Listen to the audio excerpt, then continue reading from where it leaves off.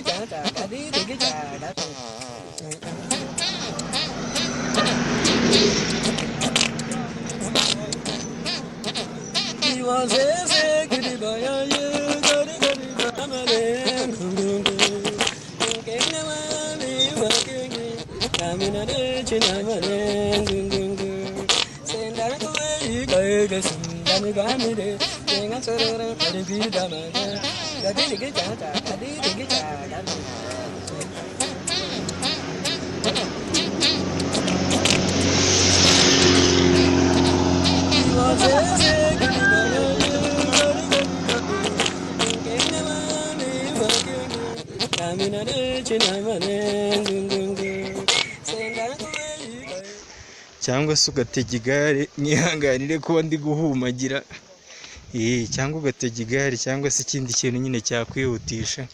Ahangaha tuvuye ni muri Nyabihu, niho turimo kwinjira, tuvuye muri Musanze. Tuvuye muri Musanze, ahantu ho kwambukira cyangwa se urugabaniro ruri aho bita mu Byangabo, ni hariya nyine mwabonye.